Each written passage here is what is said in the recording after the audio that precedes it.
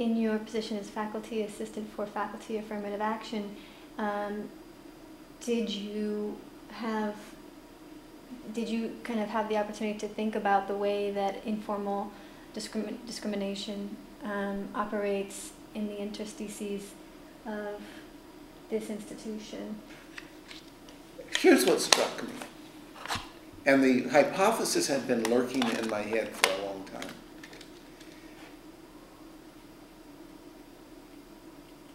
This is a system of referrals. This is where you say, who you got that's good? I'm working on this problem, and here's the equipment we got, and we're tracking the galaxy in front of us now, and who you got? Joe at Harvard. And Joe says, I got Pete, Robert, and Sam. Who do you think's the best? Well, probably Sam, but he's young. And we'll get him to apply. In the old days, you'd sniff Sam and Pete and Robert, and you could write the case, you could write the position. So it never said Pete, Robert, and Sam, but you could get Sam if you wanted Sam. And you talk to your colleagues, and everybody's running for a Nobel Prize or something, and everybody's running hard. And they get a team member that helps advance the research project, okay? And then you're going to come in and tell people, no, you've got to be fairer than that. And you've got to announce to the whole world what you're looking for. You can't write it up so that it's favorable. I did this. Someone called me one year and said, hey, Russ, who you got? And I went down that list, and I called back a half hour later, astonished. I hadn't thought to mention one woman. It was completely extra conscious. I'd just gone down on some assumptions, a list of men. And I called back and said, hey, wait a minute, I can't believe I did this. Anyway, what's introduced is a bureaucratic intervention and a bureaucratic filter that says, and you must consider these other issues. In this kind of medieval setup, that's a violation of the very thing that had in the past made it go. Now, discrimination.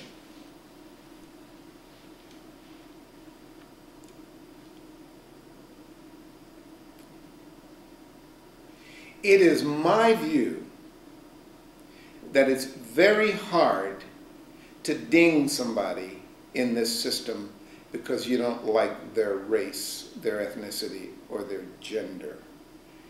I think it shows too much. What could happen is a lack of interest in handling the case.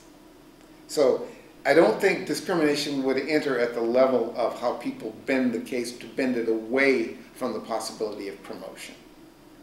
I think what would happen, and I think what I see happening, either from lack of connection, the lack of connectivity of a candidate to the department and the relevant people who can interpret the work or who have reason to care, that nothing happens. There are no advocates, there are no interpreters, there's no gossip of the best sort. Well, if you don't have any of that going, then there's no reason to be attracted to you. There's no excitement about what you're doing, and you haven't caused anybody to be excited. Or they don't know how to talk to you. They think you're black and angry and don't want to get involved. You don't get advocated or supported. So I think it happens. I think discrimination happens that way. And I think probably with gender more than with race or ethnicity, actually. I tell you the truth, in my experience, the kind of taken for granted in the past, dismissive attitude toward women was much more concrete. I would sit in rooms as a black man and listen to stuff, not around disciplines, but administratively, which shocked me. Mm-hmm. And I realized... Like what? That no names or names.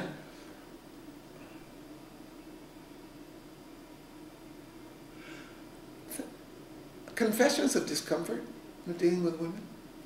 Mm-hmm. Men of a certain age. You get below a certain age, it's not there anymore. But the older guys who like to drink a lot of scotch and smoke cigars and all that kind of stuff, they're comfortable with me there. But, what do you do you know, you know, with a nice lady there, you don't curse. You make summary judgments sometimes. That fucker? Hell no. Do you see how he handled such and such project? That's a disaster. I wouldn't think of, you know, promoting. You got to say things. Younger folks don't worry about all the demeanor issues. They're also a little different. I think the world is improving that way. But I saw, I think, in effect, more gender discrimination than I saw race discrimination as I roamed around. Now, I have my own experiences, which are quite dramatic, you know, on occasion, but tangential. I'm with my colleague Lars Larup. I'm going to lunch at the faculty club. I'm loaded up with my lunch, and he's got his tray.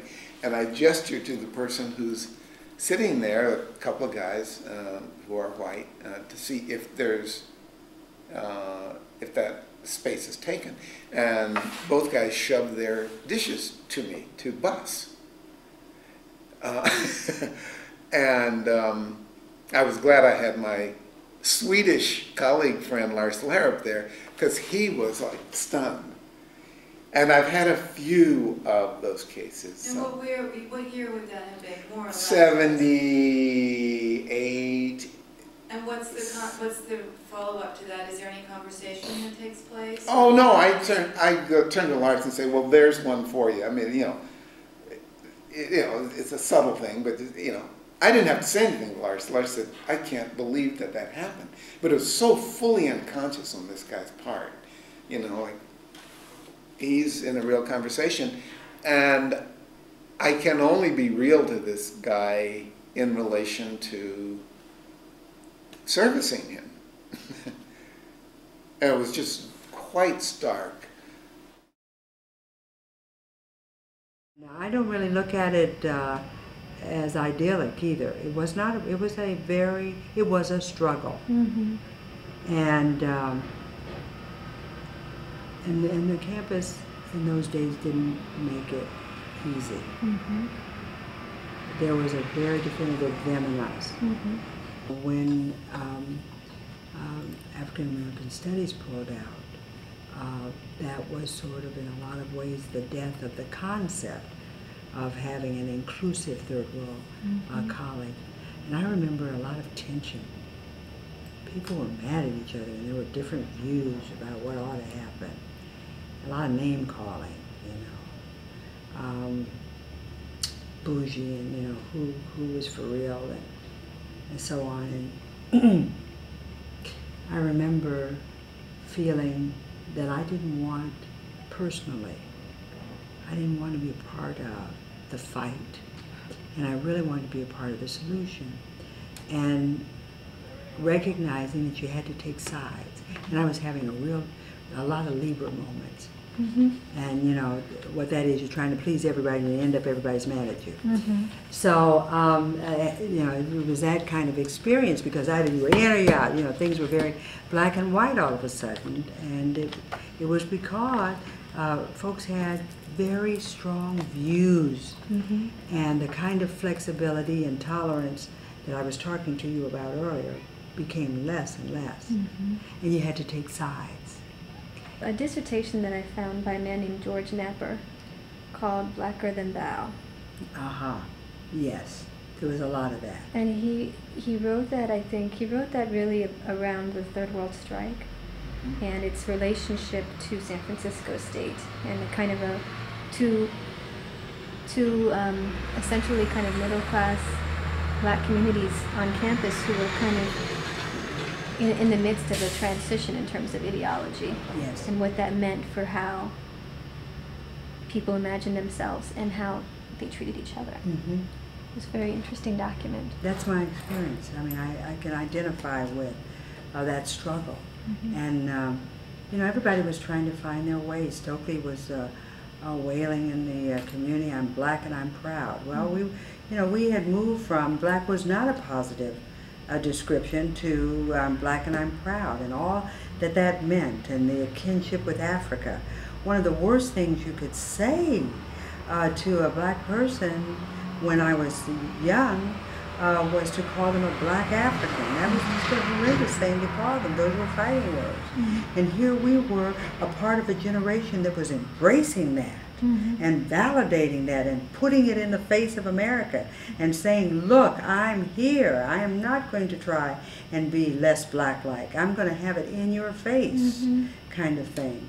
So there are dues to be paid, no matter where you are in that experience, you know, and discoveries to be made. And it was a time in which there was a certain lack of comfort. You know, you weren't quite sure of yourself. And then there were these people who were self-ordained, they believed, to define who you were. And if you didn't fit the mold, then they would decide that you weren't worthy. And so there was a lot of effort to become worthy. And in your experience, how did kind of this new way of thinking about self and people and community, how did that interact with your say, your parents' generation? For example, when you went back to Pacific Grove with your natural, were people kind of... Well, they asked, what is wrong with you and why won't you fix your hair? I remember my mother, you know, who's a delightful woman, who's come a long way herself, but who at the time was having real problems with this whole thing. I will always call myself a Negro. I remember her professing at the time when we were then being defined as black. You know, that was not a term that would define her. And so here I was, you know, with all of these trinkets and so on, and coming home with sandals and rings on my toes. So she was very she was very threatened by all of this and what's happening to you. And I remember my Aunt Millie saying, you know, should she be there? I mean, is this a safe place for her to be? The faculty typically took the view that was a good thing, that the curriculum really should not be, quote, politicized. The faculty's view was these insurgent militant students wanted to insert politics into the curriculum, while the faculty were simply the neutral purveyors of the established wisdom. So the faculty could typically take the, quote, high moral ground, that there are these books, these articles, we teach the canon. And so they were not just insulted by the students saying that we know more than you should be giving us a different kind of education. They went further in terms of putting down the students, that this was mere politics. So thus the ingredients for the Titanic Clash were there. The faculty had it this way: life as usual. You should come in to the classroom. You should be happy to be here. We let you in. Sit down, shut up, enjoy the show. And the militant student saying no, categorically in the other direction. We want a revisitation of the whole idea of what constitutes a legitimate curriculum. So Black Studies was not just about getting a few more black people into the curriculum. Ultimately, it got politicized. What kind of black studies? Are black studies in behalf of simply adding a few more black names? Or did you want a certain kind of black thinker who was going to question the established order? Okay? And here's where you see this, what I call the Titanic Clash of interests. There was no mediating that. And thus the call for autonomy. Call for a third world college, which would be, quote, independent of this canonized domination that was so powerfully hegemonic, controlling, unable to see that maybe there could be change. So the context is what I described. The context for the faculty and the academy is, we're neutral, we're not political. You're political. Thus, the response was, on the part of those who want to change, we can't deal with this situation. We cannot deal with it. When you came to Berkeley in 1957. What was your appointment? What was your title?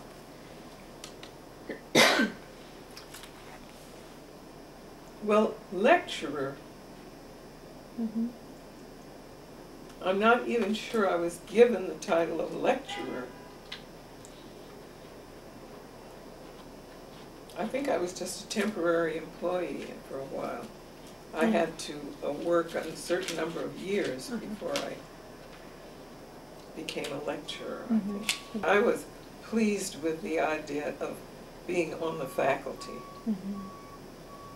And I loved the beginning acting classes. Teaching them? I loved it, and I had no idea I would, because I'd never taught it. Why did you love it? I think because it allowed me to speak from my heart, and because it was using the Stanislavski method, which I had, of course, been trained in by Mary Harris. But I had, all the time I worked for her, or with her, I had never, I'd never had any opportunity to be in any relationship to the audience except once in a great while. But now, I not only was in relation to an audience, but I was responsible for communicating Stanislavski's ideas to students, and I found that I would get such surprising results that, of course, I had no idea of. I didn't know this was a possibility, and I was just thrilled, but very interested in it. And people who hadn't had any theater experience at all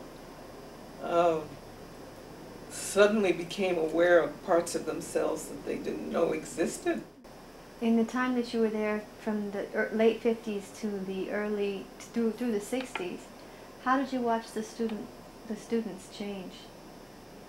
Well, of course, you know, in the 60s, what happened? There was that student movement, oh boy. When did that happen? 66 about? 64, 65 was the free speech movement. Free speech. And then later on, it became, in 1968, 69, it became the Third World Strike. But I was just wondering, in terms of like watching the aesthetics of the students change and what they came to you and asked for.